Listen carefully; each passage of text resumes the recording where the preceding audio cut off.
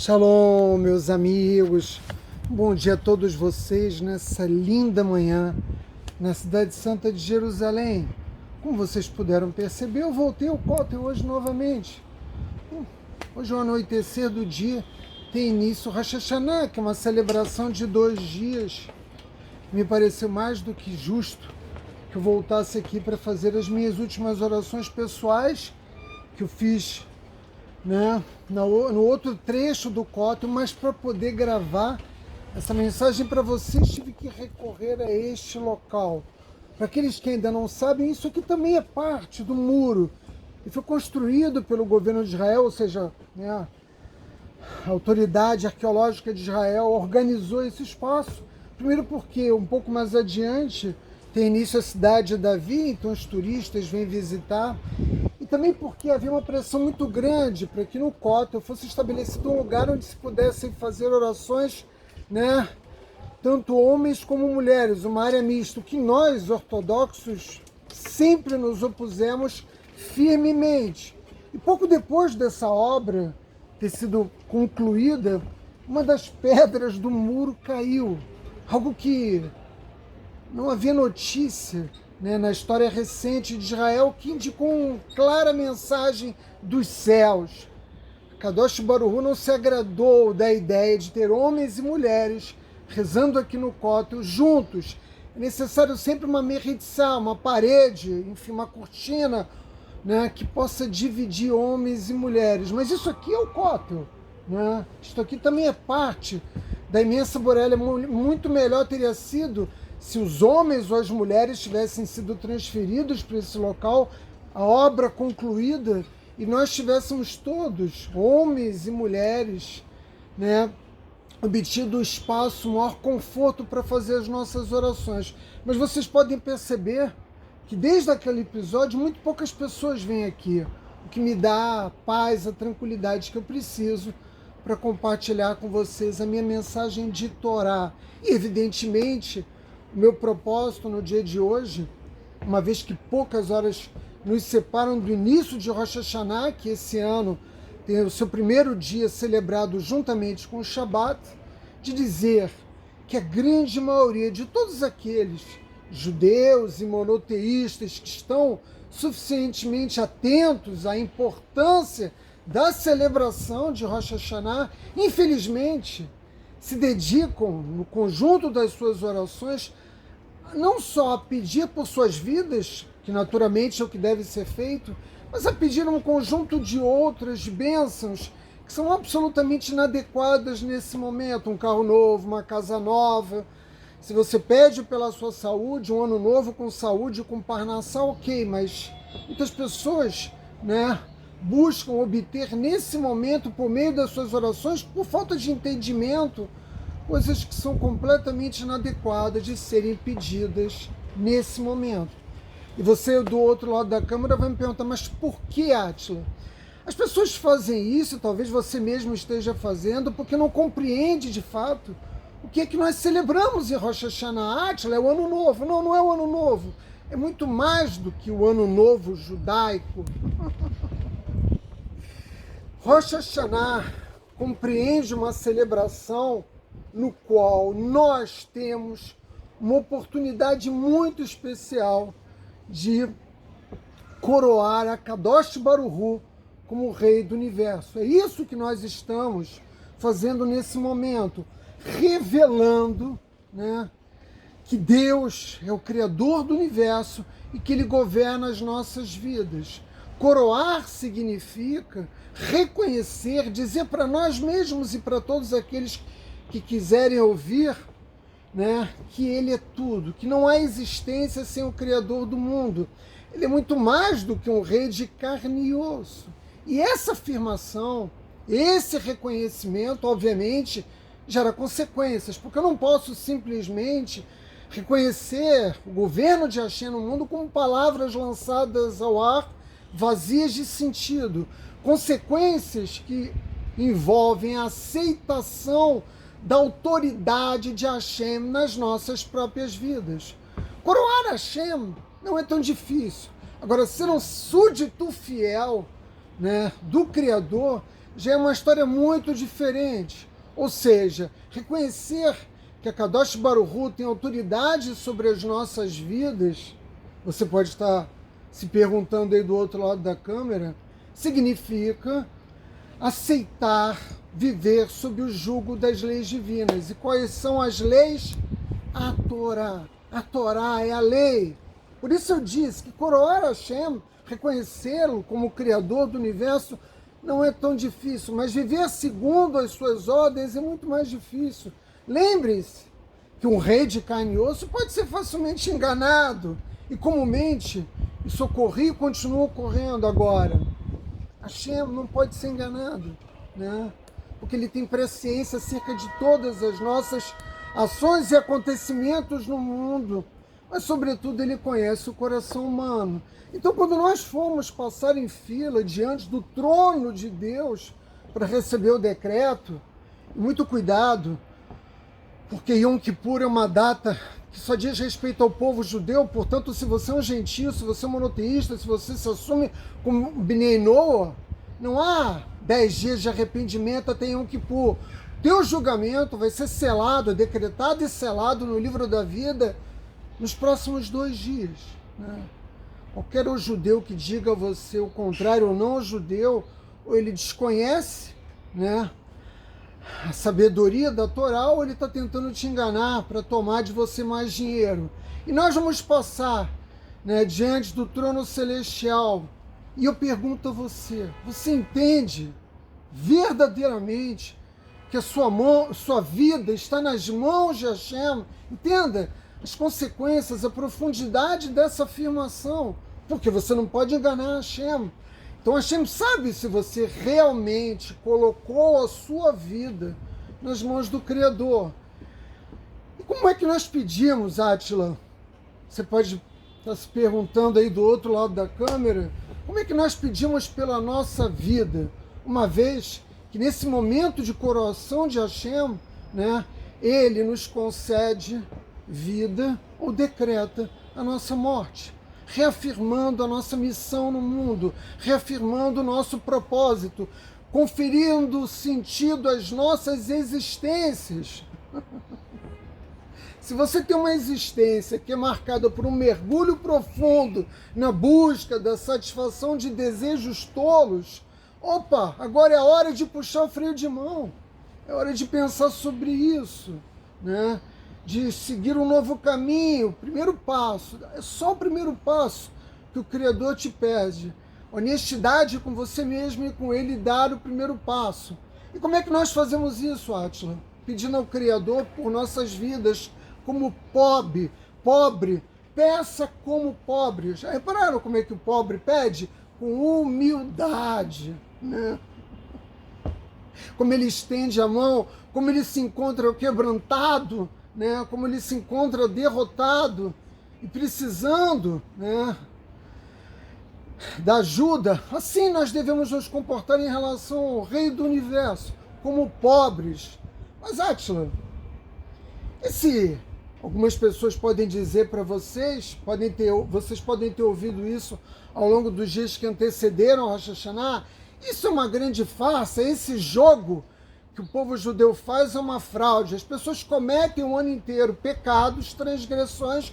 Quando chegam em Rosh Hashanah, elas fazem Teshuvah, elas iniciam um processo de mudança e tudo é apagado. E Hashem confere, né, né? Não só vida, mas vida com abundância, com saúde, etc. As pessoas que fazem essas afirmações, elas não entendem definitivamente a forma como o Criador governa o mundo. Você pode ter pecado o ano todo, mas nós não somos julgados em Rosh Hashanah pelo que nós fizemos ao longo dos dias que marcaram o ano de 5.783. Nós somos julgados pelo estado em que nos encontramos no momento do julgamento. Então, se você fez uma teshuvá verdadeira, mesmo que seja apenas o início de um processo, se você está arrependido pelos seus pecados e disposto de coração contrito, está disposto a iniciar uma mudança, então é muito justo que você implore pela sua vida. E provavelmente, né, você, se fizer isso com honestidade, não vai voltar a pecar. Mas se você voltar a pecar, não importa também.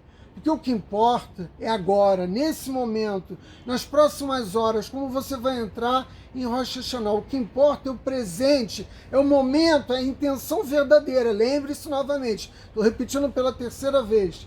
Hashem não pode ser enganado. Não pense que você pode enganar ao Criador com uma techuvá para inglês ver, algo falso, que não parte de um coração contrito, de uma vontade verdadeira de andar pelos caminhos de Hashem.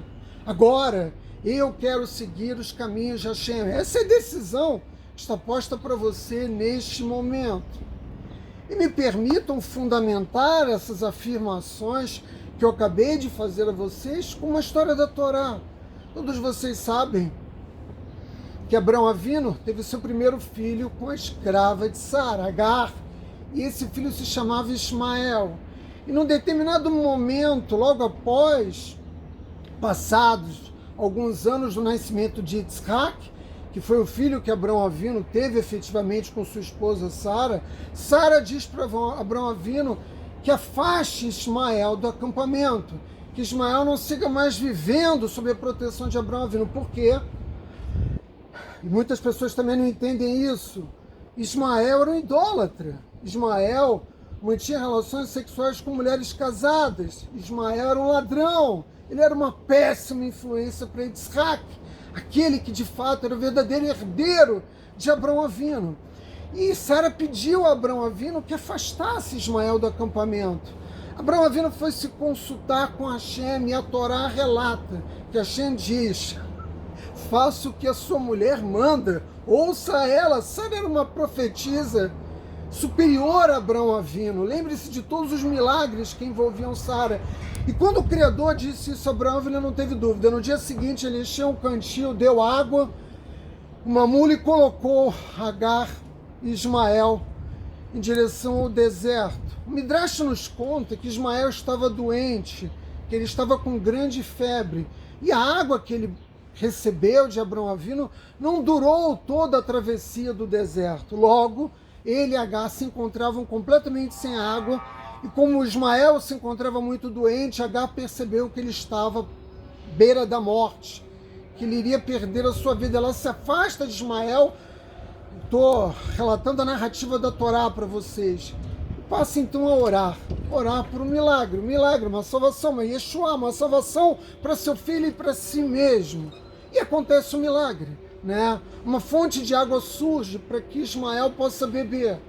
Mas o Midrash nos revela que quando o Criador estava prestes a realizar o milagre, ou seja, atender os pedidos de Agar por salvação, os malachim, os anjos do céu, se reuniram com a Kadosh Baruch Hu e disseram: você não pode conceder esse milagre a Ismael. Por quê? Porque no futuro os descendentes de Ismael vão matar o povo judeu, e curiosamente também de sede. Eu não vou relatar aqui em detalhes, né, essas histórias, mas o fato é que o nosso povo foi vítima e continua sendo até os dias de hoje.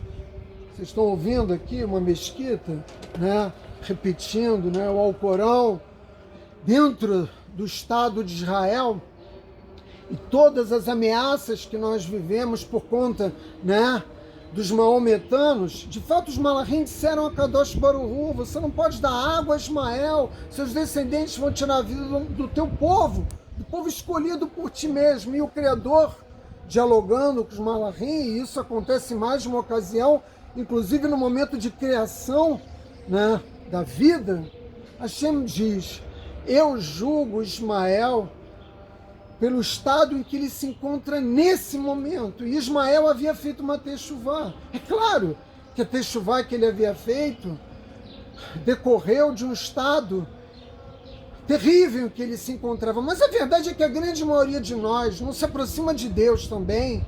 A maioria de nós não, né, percorre, né, o caminho de reaproximação do Criador sem uma boa dose de dor. Todos vocês sabem disso, que é a tragédia na nossa vida, são as dificuldades, os obstáculos, né, que muitas vezes nos forçam a buscar Deus, a coroar Hashem como Criador, a reconhecê-lo como única autoridade sobre as nossas vidas. E naquele momento em que Ismael clamou, assim como Agar por sua vida, ele era um tzadik, ele era um homem justo, ele era um homem que queria andar pelos caminhos de Hashem. Então ele foi julgado pelo Criador, porque nós somos julgados todos os dias. Nós somos julgados em Rosh Hashanah, mas nós também somos julgados todos os dias. E naquele dia, Ismael foi julgado por aquilo que ele era, um homem que queria cumprir as leis de Akadosh Baruch Hu. Ou seja, se Ismael, né, patriarca do islamismo, por assim dizer, né, foi julgado com piedade, com misericórdia por Akadosh Baruch Hu, porque você não vai ser? Por que você vai receber um outro tratamento? Mas é preciso que você se arrependa verdadeiramente. E ele se arrependeu.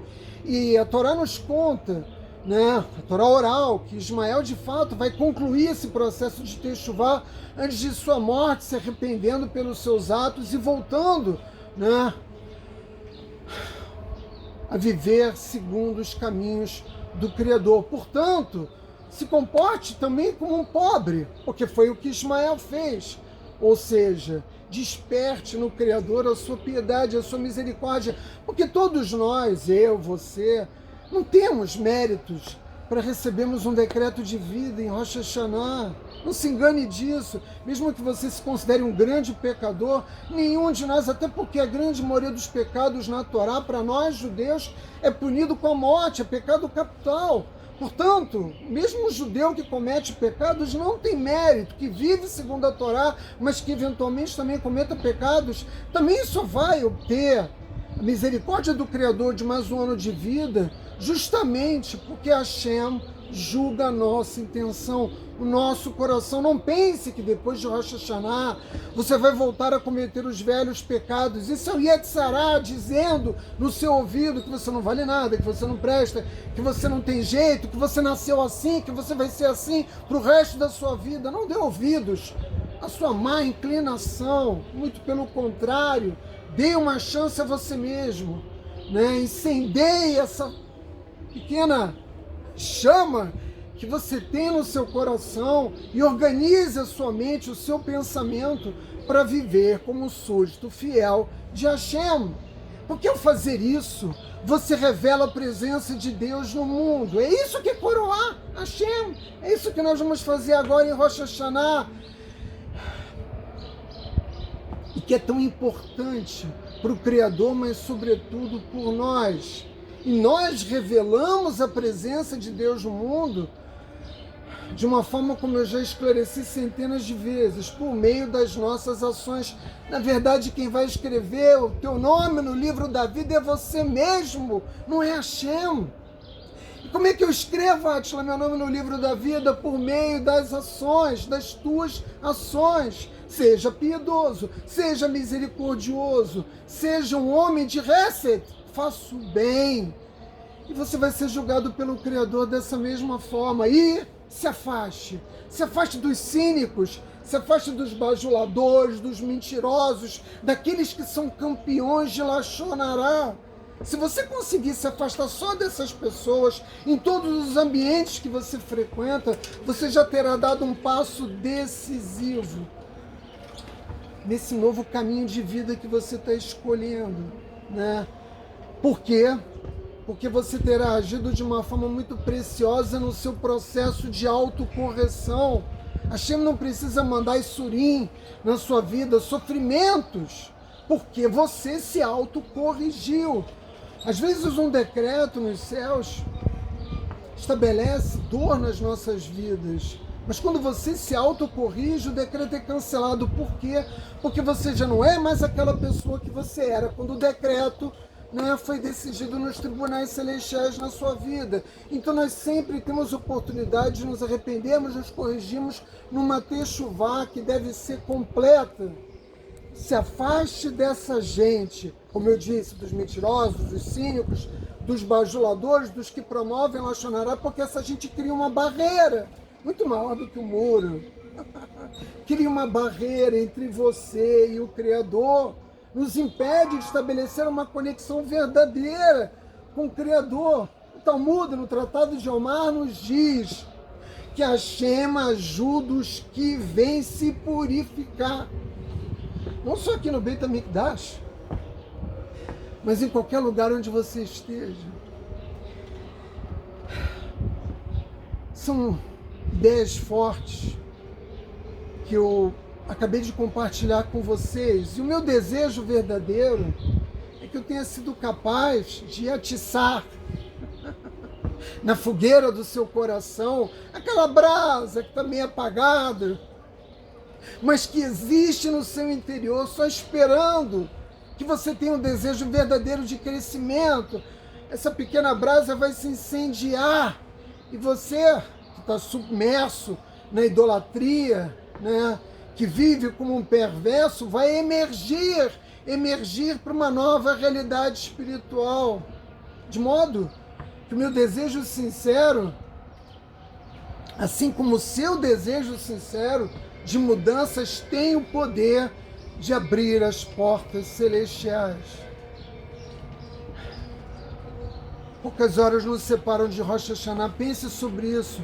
Você ainda tem a oportunidade, judeu ou não, de se sentar, de dedicar agora algum tempo, né, em fazer aquilo que nós chamamos de bodeduto, mas dedicado especialmente a esse momento em que nós pedimos ao Criador pelas nossas vidas.